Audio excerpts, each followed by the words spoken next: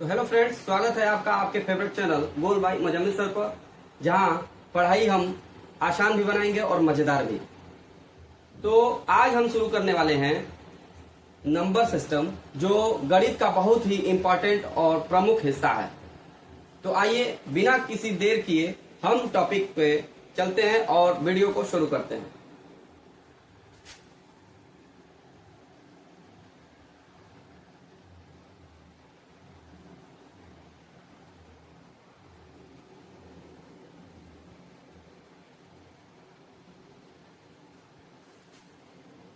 Number system का अर्थ है संख्या पद्धति। हिंदी में हम इसको बोलेंगे संख्या पद्धति।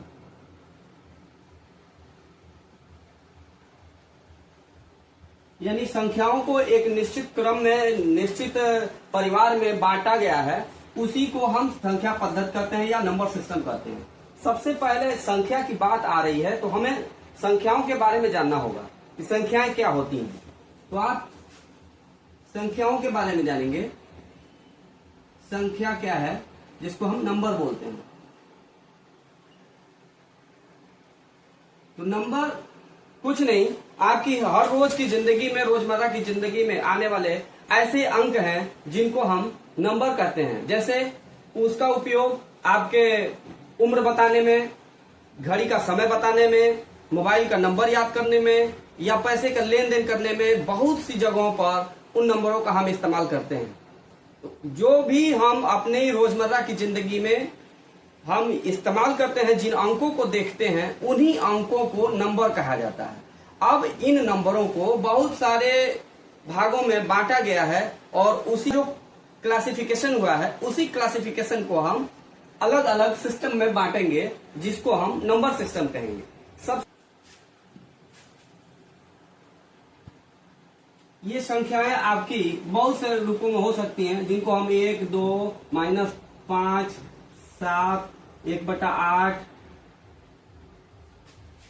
√3 या 1.05, जो भी आप देख पा रहे हैं, ये सभी नंबर्स क्या हैं? एक संख्या है। लेकिन अभी इस तरह से जो नंबर आपके दिख रहे हैं वह संपूर्ण रूप से घुले मिले हैं, एक अलग उनका बंटवारा नहीं हो पाया है। तो इसी का क्लासिफिकेशन, यानी हम अलग अलग रूपों में बांटे हैं, अलग अलग जगहों पे इनका इस्तेमाल होता है, तो उसी का क्लासिफिकेशन ही हम नंबर सिस्टम में देखेंगे। पहला नंबर सिस्टम का हमारा सबसे पहला जो भाग होता है, उसको हम बोलते हैं प्राकृत संख्या। प्राकृत संख्या, जिसको हम इंग्लिश में नेचुरल नंबर बोलते हैं। Natural number. आप लोग शुरुआती कक्षाओं में गिनती पढ़े होंगे, तो गिनती की जितनी भी संख्याएं हैं वो 1 से शुरू होती हैं। तो 1 से शुरू होकर के और अनंत तक जाने वाली सभी संख्याएं क्या कहलाती हैं? इनको हम नेचुरल नंबर बोलते हैं। ये आगे अनंत तक जाएगा। अनंत का अर्थ होता है जिसका कोई सीमा नहीं है, वो बहुत दूर तक जाएगा, जिसको हम गिन नहीं सकते। तो 1 से शुरू होकर के और अनंत तक जाने वाले जितने भी नंबर हैं, उन सभी नंबरों को हम नेचुरल नंबर के रूप में जानते हैं। दूसरे नंबर पर जो हमारा आता है, इस दूसरे नंबर को हम बोलते हैं पूर्ण संख्या। दूसरे नंबर को हम बोलेंगे पूर्ण संख्या, और इसको इंग्लिश में हम होल नंबर बोलते हैं।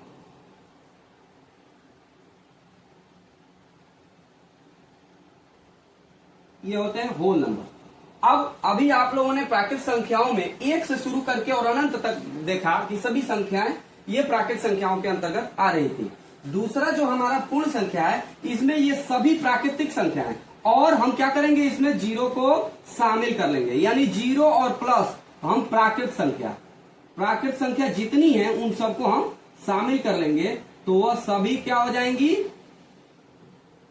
होल नंबर के अंतर्गत आएंगी। इसको हम 0 से शुरू करते हैं, 1, 2, 3, 4, 5, और ये भी अनंत तक जाएगा, ऐसे हम लिख देते हैं।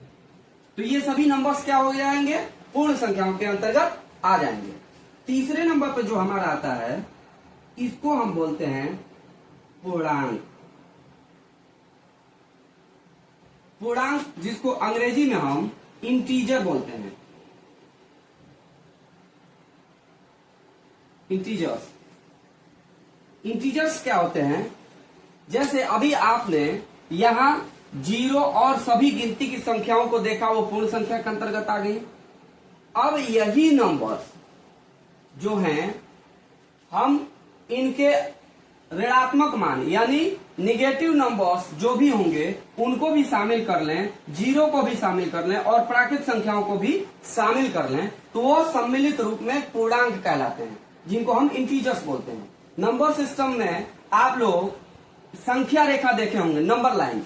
नंबर लाइन में कुछ नहीं होता है, हम एक कोई लंबी लाइन खींचते हैं, बीच में हम रखते हैं 0 को, और 0 से दाहिनी तरफ जो नंबर्स होंगे उनको हम पॉजिटिव नंबर या धनात्मक नंबर कहते हैं। उसी तरह से 0 से बाईं ओर यानी लेफ्ट साइड जितने भी नंबर्स आते हैं उनका मान ऋणात्मक होता है। ये ऋण 1 होगा यानी -1, ये -2 और ये -3, ये -4, ये -5, ये -6। ये अभी आप देख रहे हैं, ये एरो का निशान बता रहा है कि ये आगे तक जाएगा, और कहां तक जाएगा इसकी भी कोई सीमा नहीं है। ये लाइनों के बारे में भी आप लोगों को गणित का यही हिस्सा होता है जिनके बारे में आगे पढ़ना है, और मेरे साथ अगर आप लोग जुड़े रहेंगे तो उसको भी मैं बताऊंगा, और बहुत ही आसान आप लोगों के लिए मैं मैथ बनाने वाला हूं। तो आपके अंदर का जो भी डर है मैथ्स को लेकर के, वो उसके लिए आप चिंता छोड़ दीजिए, बस मेरे साथ बने रहिए और आप निश्चित ही बहुत ही अच्छा परफॉर्मेंस कर पाएंगे। तो 0 के पहले यानी लेफ्ट साइड में जो नंबर होंगे उनको हम ऋणात्मक मान या निगेटिव नंबर्स कहेंगे। इसी तरह से इसके दाहिनी तरफ राइट हैंड साइड जो भी नंबर होंगे इन पे कोई चार्ज नहीं रहता है, यानी पॉजिटिव रहते हैं। 1 2 3 4 5 आगे भी होगा, उसको हम ऐसे 6 लिखेंगे आगे, और ये बढ़ेगा। तो 0 से दाहिनी तरफ धनात्मक मान और 0 से बाईं ओर ऋणात्मक मान, इन संपूर्ण मानों को ही हम क्या कहते हैं, इंटीजर्स या पूर्णांक कहते हैं। आशा है आपको ये बात समझ में आ गई होगी। अब एक बात थोड़ा सा ध्यान रखने वाली है 0 के बारे में। 0 एक ऐसी संख्या है जिसका मान ना ही धनात्मक होता है और ना ही ऋणात्मक होता है। इसके बाद से जो नंबरों का परिवार आता है उसको हम बोलते हैं परिमेय संख्याएं। परिमेय संख्याएं, जिसको हम इंग्लिश में रेशनल नंबर बोलते हैं।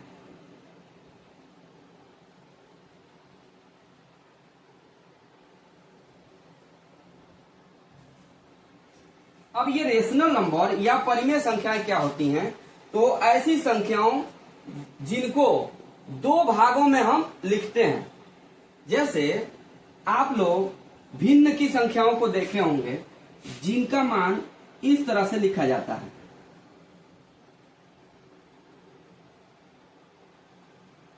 इस तरह की संख्याएं आप लोगों ने देखा होगा।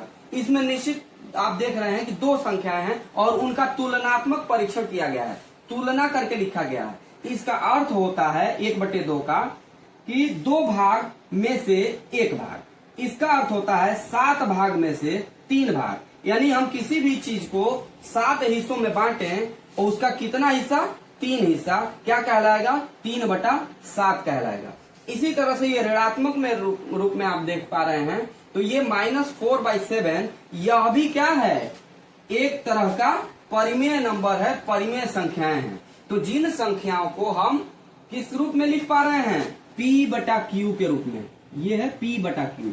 लेकिन शर्त इसके साथ ये है कि जो नीचे आप लोगों का देख रहे हैं जिसको हम हर बोलते हैं, इन हरों का मान, इसका मान ≠0, यानी Q 0 नहीं होना चाहिए, क्योंकि जब 0 हो जाएगा तो संपूर्ण मान क्या हो जाएगा, संपूर्ण मान अनंत आ जाएगा।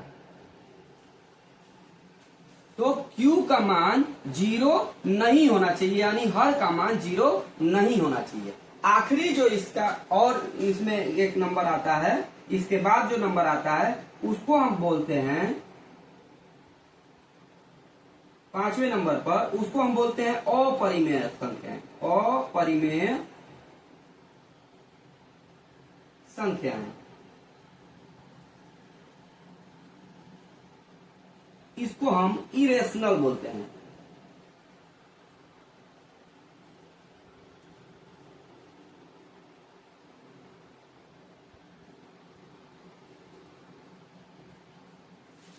तो अपरिमेय संख्याएं यानी इरेशनल नंबर किसे कहेंगे? परिमेय से ही बना है अपरिमेय, अर्थात जो संख्याएं परिमेय नहीं होंगी उनको हम क्या बोलेंगे? अपरिमेय संख्याएं बोलेंगे। अर्थात जिनको हम P बटा Q के रूप में ना लिख पाए। किस रूप में? P बटा Q के रूप में ना लिख पाए, यानी संख्याओं के तुलनात्मक रूप में, दो संख्याओं के तुलनात्मक रूप में हम ना लिख पाए, उसी नंबर को हम अपरिमेय नंबर कहते हैं। इसमें जितने भी नंबर आते हैं जिनका मान करणी में हो और पूरा पूरा उनका मान ना हम निकाल पाए, जैसे करणी का मान हम निकालेंगे तो यह P बटा Q के रूप में नहीं आ पाएगा। तो करणी में 3 हुआ, √3 हुआ, पाई हुआ, हाई हुआ, ये सभी नंबर्स जो आप लोग देख रहे हैं, ये जो सिंबॉलिक नंबर, उन नंबरों को हम अपरिमेय नंबर या इरेशनल नंबर कहते हैं। संख्या पद्धति के 5 परिवारों से आप लोगों को मिलवाया। उन 5 परिवारों में आप लोगों ने देखा, पहले नंबर पे प्राकृत संख्या,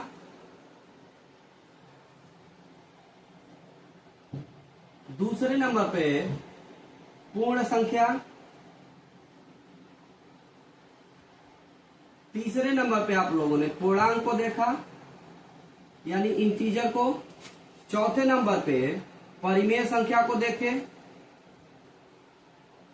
और 5वें नंबर पे आप लोगों ने देखा अपरिमेय यानी इरेशनल नंबर।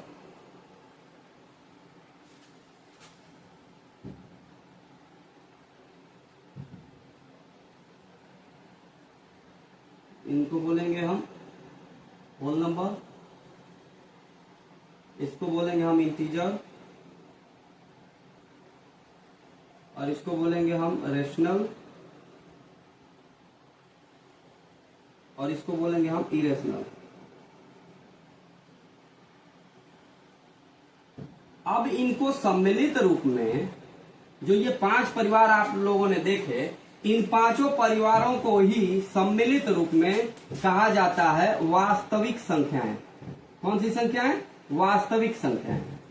वास्तविक संख्याएं, इसी को हम रियल नंबर,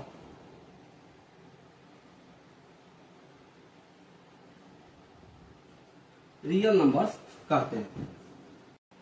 तो अभी आप लोगों ने वास्तविक संख्याओं के परिवारों यानी प्राकृत संख्या, पूर्ण संख्या, पूर्णांक, परिमेय और अपरिमेय के बारे में जाना, जिसके बाद अगली वीडियो में हम इवन नंबर यानी सम संख्याएं, ऑड नंबर यानी विषम संख्याएं, प्राइम नंबर यानी अभाज्य संख्याएं और कंपोजिट नंबर यानी अभाज्य संख्याएं, इन 4 परिवारों से हम अगले वीडियो में आप लोगों का परिचय कराएंगे।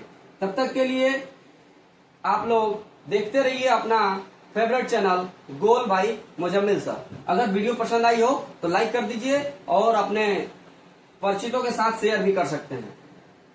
साथ ही साथ अगर चैनल पर पहली बार आए हैं तो सब्सक्राइब कर लीजिए और बेल आइकन को प्रेस कर लीजिए, जिससे आपको आने वाले वीडियो की नोटिफिकेशन सबसे पहले आपको मिल सके।